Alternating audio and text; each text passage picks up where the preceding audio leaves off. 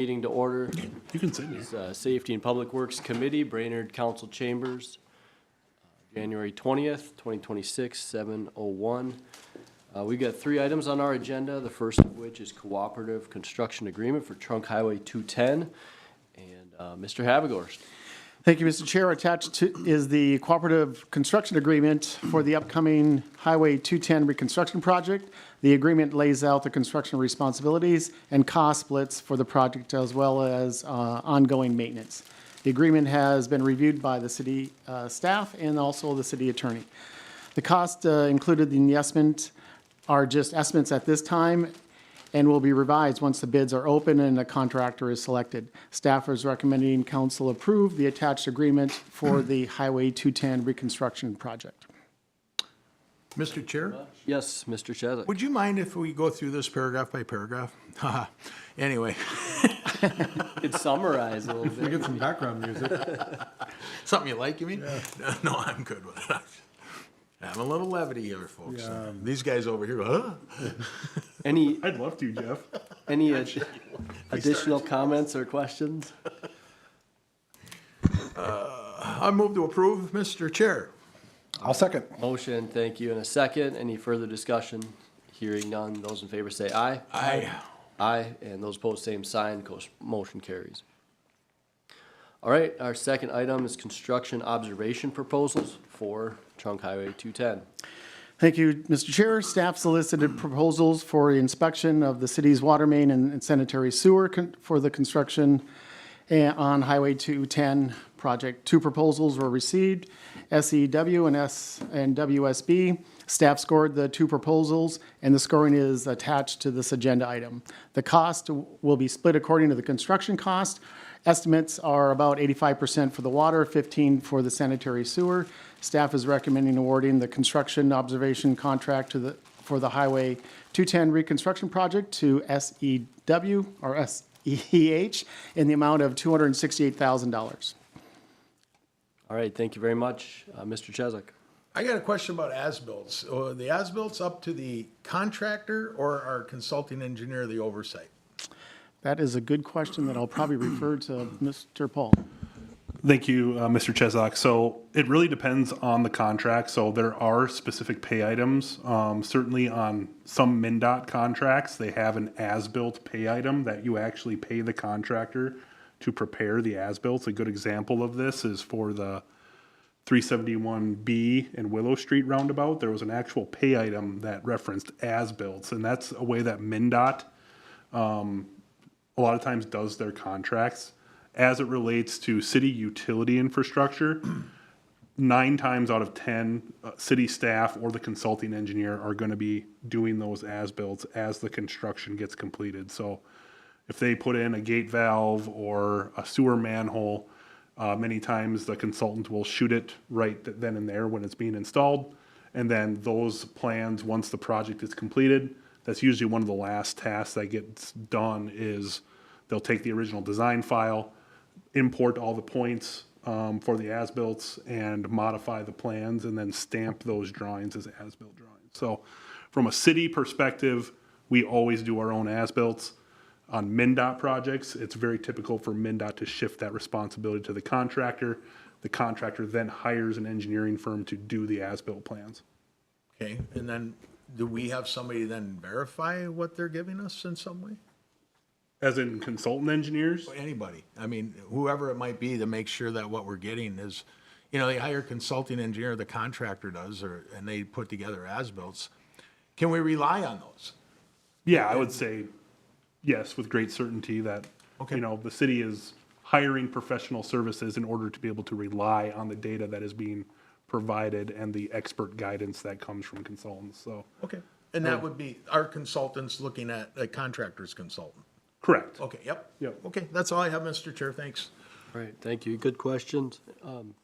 Councilman Yeager. Yeah, thank you. I just had a quick procedural question. When our applicants or our respondents for our RFPs turn in their documentation, are they made aware of, do they know what our scoring system is prior to the time they turn back in their RFPs? That is public information, but. Yeah, Paul, they do. It's listed specifically in the RFP. That's all I had. Thank you. Yep. All right, thank you. Unless there's further questions or comments, be looking for a motion on this I would item. move to approve staff's recommendation here. I'll second. All right, thank you. Motion and a second. Any further discussion? Hearing none, those in favor say aye. Aye. Aye. Opposed, same sign, of course, motion carries. And then our final item is the, let's see here. Did I miss one here? There's 2 items remaining. There's 2 more. Oh, I'm sorry. Yeah, so third item is the final pay request, improvement 2408 M Street outfall. Thank you, Mr. Chair. This is the final pay request for the M Street Fallout project. As a reminder, this is the project that was repaired along Evergreen Cemetery, and that was the scouring and the apron for that section. We also repaired the fence line on the Bick property, and the Bick property owner has reviewed that project and indicated, quote-unquote, project is good. Work has been approved also by WSB, that was our engineer firm, and the final pay request is for $18,170.95. This bid is now 3% under the actual bid. The project, we actually didn't have to, we shortened the pipe a little bit for the manhole cover in there. That's why it's about $3,000 less for that. And staff is recommending approval of final pay amounts for $18,170.95. All right, thank you. Any questions or comments on this item? Councilman Yeager? Yeah, thank you. Just real quickly, I'm hung up again on this percentage complete figure compared to the final app. So the percentage complete showing at the 96.65, is that prior to, it's not prior to this application, but or prior to this amount, but once we pay this amount, wouldn't we be 100% complete even though the money value is different? That's where I'm going with this, right? Yeah, so the pay vouchers are just taking what the contract amount was and how much has been paid to date. And so that 96.65% is strictly related to the amount the city has paid the contractor with this voucher included, if that makes sense. So It should be it's not really percentage of work done. It's percentage of money on the original contract. correct, and that's what right? a voucher is. It's Right. it's completely payment driven. It's Yeah. not project. And the only reason I'm asking is this is just a little bit different in my business. We do it a little bit different. And so that's what is still confusing to me. But I understand now with your explanation. Thank you. Yeah. And I wish I would have previewed this question before, but so you mentioned we shortened the pipe, but wasn't the onus for this project extending the pipe to get it past that swale? So what was, we just, Correct. So the pipe was already extended going to the river, and we actually just backed up the manhole cover. There was a spring that we Okay. found, so we just backed up that manhole cover. Okay. So it actually shortened the pipe and had a Longer little than shorter. savings. yeah. That makes sense then. All right, thank you. Any other questions or comments? Hearing none, be entertaining a motion on this item. I will move to approve staff's recommendation on this one as well. Yep, second, Yeager. Thank you for the motion and the second. Any further discussion? Hearing none, those in favor say aye. Aye. Aye. Those opposed, same sign. Motion carries. And then that brings us to our fourth item.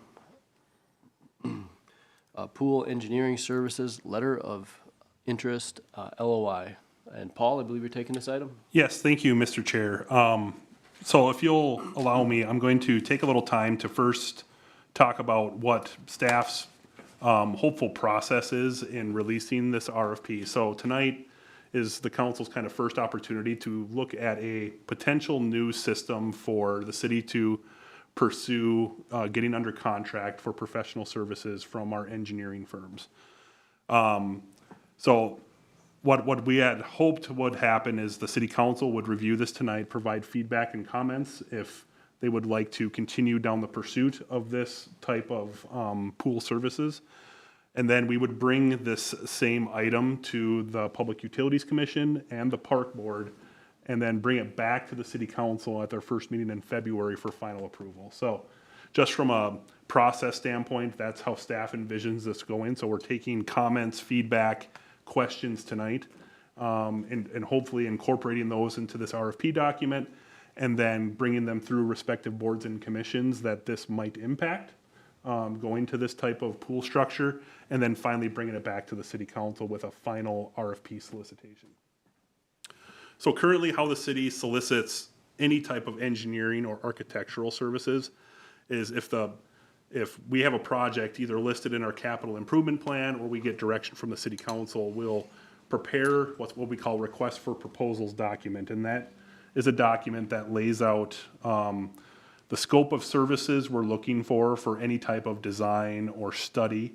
It lays out the schedule, it lays out what the deliverables are, and is fairly explicit on what we're expecting the consultant to give us for what we would call a proposal, right? And that proposal is scored based on a multitude of criteria, and you can look at every project a little differently and how you score them. Some projects might be more technical, where you want to put more on the qualifications of said consultant and less on the cost. And some projects might be pretty cookie cutter, call them, where you're really looking for the lowest price, right? When you're in the realm of professional services, the topic of best value procurement is how we look at it from staff, is that we're trying to get the best value for the public money to get what the city needs to execute a project, right? So historically, how the city has done this is we solicit these RFPs that lay out everything we're expecting in the proposal document from a consultant. That RFP takes time to draft. It usually goes through a couple rounds of review from staff. Sometimes it'll come before the city council before it's solicited to garner council feedback and some deliberation, and then we solicit it out. We give consultants a time period, usually 21 to 28 days to respond with a deadline, much like a bid opening. Then we receive those proposals, we sit down as staff, and we sometimes, if it's a larger project, we'll put together a team of staff that all go through every proposal and score them individually based on qualifications, based on experience, based on previous projects they've done for other cities, based on cost, based on personnel that are a part of the project.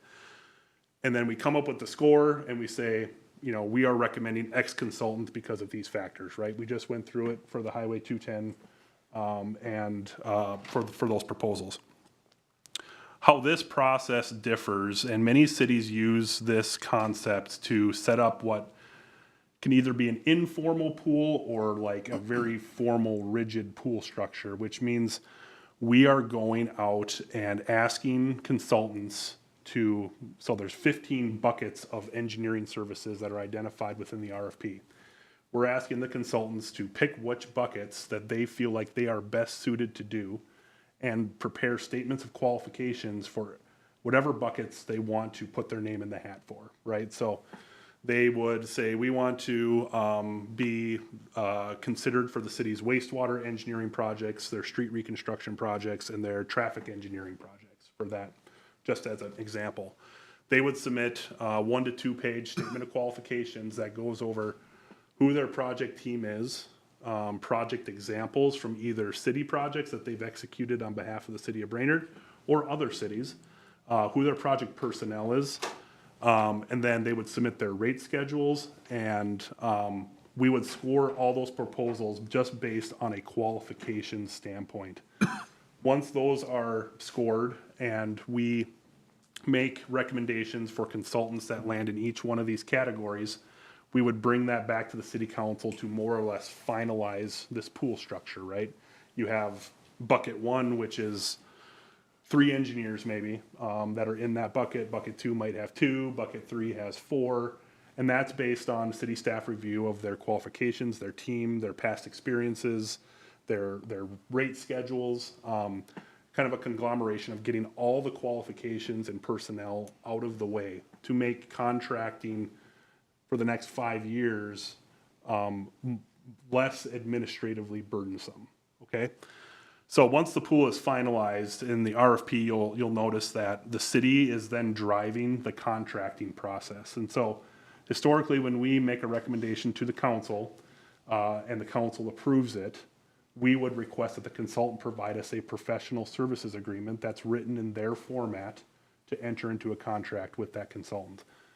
In this process, we would be driving that ship where we would provide a master services agreement that's written by our city attorney and city staff, and provide that to the consultants so they're all working under the same terms and conditions of the contract.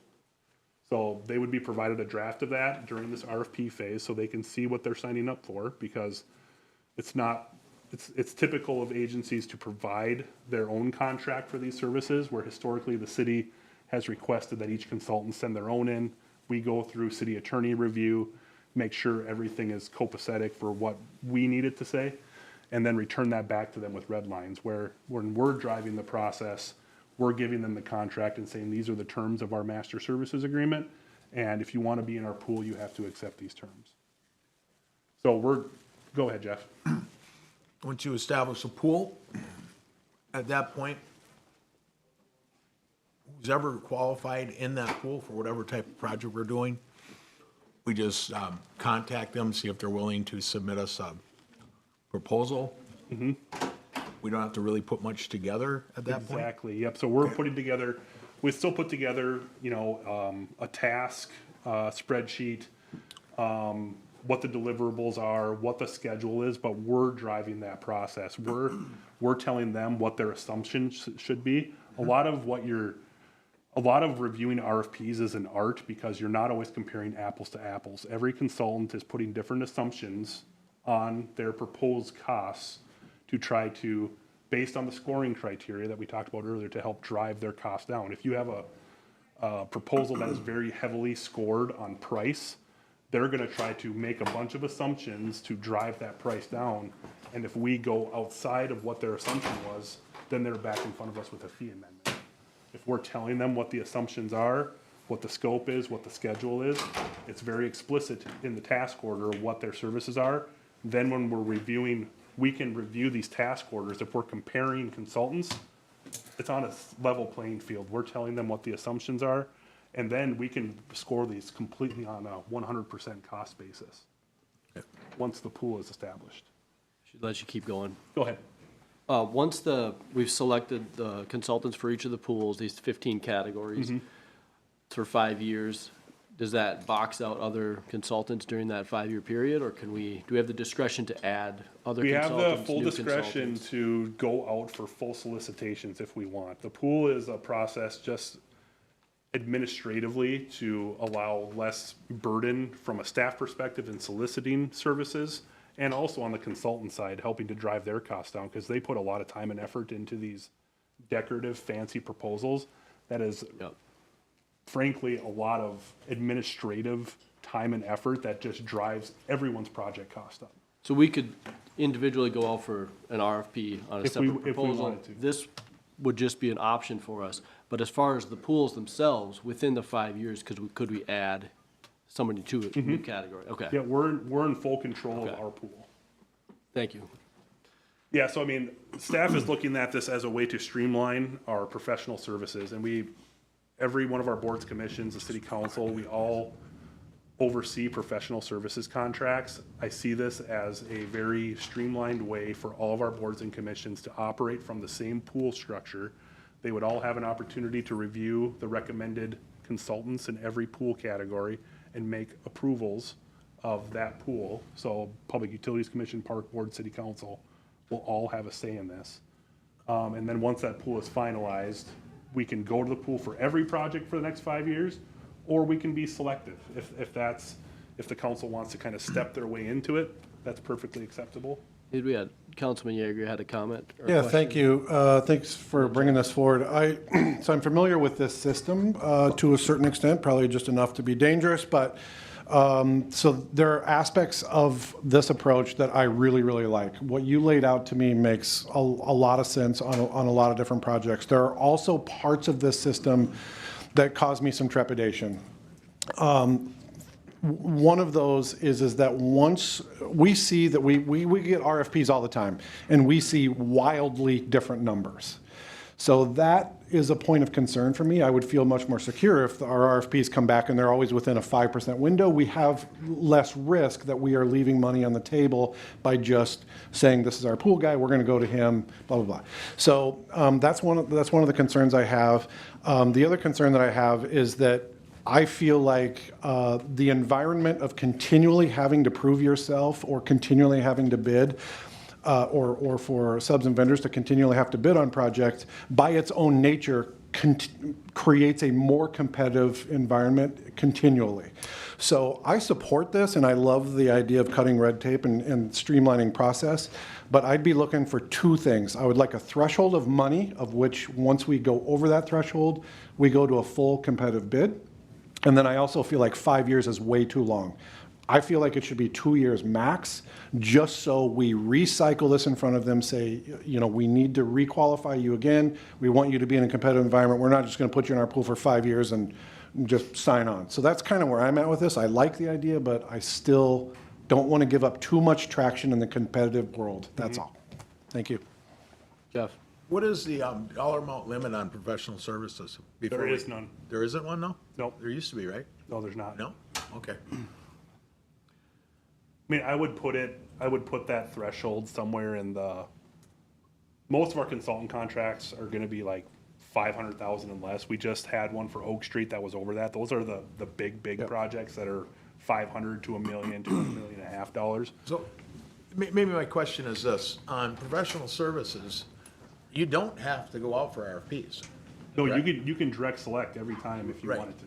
Now, in this pool system, if we have 3 qualified consulting engineering service, do we ask each of them then, and there is that competition? I would still? say it's a project by project basis. If it's a very small $25,000 consultant contract, it might not be worth But to staff. Mr. Yeager's point, though, with Yeah. making sure there's competition, if we're still have a group of consultants, we wouldn't just say, well, we'll take this one when there's 2 others. Yeah, so the proposal leaves it open to both direct select or soliciting what we call mini RFPs within that pool category. So we can go to, if there's 5 consultants in that pool category, we can say, all 5 of you, we would like you to submit your task, our budget fee for this scope of work at this schedule with these deliverables and these assumptions. And then we're just taking 100% lowest cost. We're saying everyone is on the same playing field, and we're looking at cost consideration only when we get this back. Or we can throw in, you know, some consultants might put a bunch of very low experience personnel on the project just to drive their costs down. So you can put some aspect of qualifications back on those mini RFPs to say, we don't want you to put 500 hours at a very low cost grad engineer on such a complex project. We would like someone with 20 years of experience. Is there a downside to Mr. Yeager's suggestion of only having this a 2-year cycle?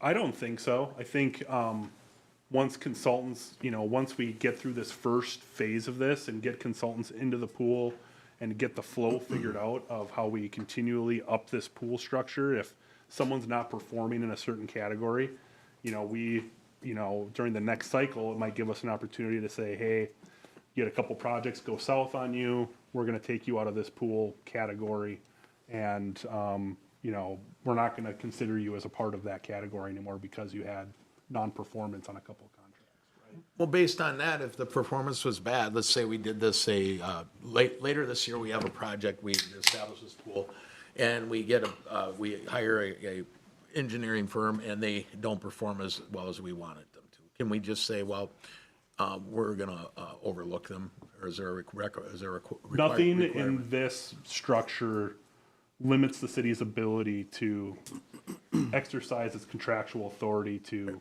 get rid of consultants that are for non-performance reasons. We still hold the ultimate authority. Really, the city has ownership over its own pool. Okay, Paul, in the time that we have, did you have more to present, or at this I don't point you think just so, fielded no. I questions? think, you know, give it a couple weeks, read it over, ask more questions of Jesse and I. You know, we've talked a lot about this. We're gonna bring this to PUC and Park Board unless we hear a lot of dissent otherwise from the council here tonight. Just get their feedback and views on this, and then it'll come back before you guys in a couple of weeks in February.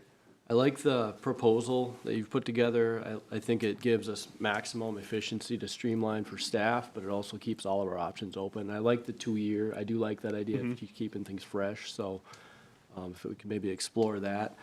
Question I have, I guess, maybe for the committee here, just procedurally, because I guess, what are you asking of the committee here? Because if we Just make a motion, discussion go and to recommended council. for changes. Because you, before sorry, we you bring it. want comments from council tonight as well. That would be prudent, So I think, yeah. when we make the motion, we need to consider that. The motion is to get council impact and feedback and give you the opportunity to kind of go through some of this. Yep.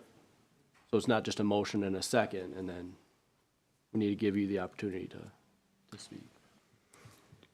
So, Mr. Chair, are we actually looking for a motion here, or is this just discussion? I think it's just discussion, and we can take feedback, and if there is some formal action that comes out of council with reducing the timeline or whatever that is, then we can take that and make the edits as necessary. Okay, that was my concern. If we just moved into a motion to continue this, then we preclude that discussion, so. We'll just keep it as a discussion item at main council. Yeah, so just in summary for me, I feel like it's 2 years and 300 grand is kind of the two thresholds that I feel like is the right balance to just try this out and see how it works. But in concept, I fully support the idea. so you wouldn't exceed 300 is what you're saying? Yeah, I'm feeling like 300 grand roughly is the crossover to traditional RFP bid system. Somewhere around there, I kind of feels right to me, just based on the numbers that we see a lot on Yeah. professional services, so. I'd like to, I mean, when Jesse's in the room here, we can get Yeah. some idea of Yeah. how many, like, the right in 10th Street project would be like a good, well, that was. Like a needle setter for. Yeah, we want to try to figure out what that needle is, because Right. if really it's the city's reconstruction and resurfacing projects in a lot of circumstances that are going to be the larger ones that are used quite often in this pool concept. Sure. We're going to have larger wastewater and water treatment projects that come down the line that are going to be pretty high, you know, high cost fees for services. So I think those would always be in that RFP category, but I want to be sensitive to Jesse's reconstruction, resurfacing, because that's the projects that are going to continually recycle around and around. Yeah, so maybe they have a natural threshold kind Yeah, of built in. and I think that 300 might be there. It might be like 350, Okay, right in that range. that's all. All right. Thank you, Mr. Chair. Unless there's any other comments or questions, that brings our committee meeting to a close. We'll adjourn to council.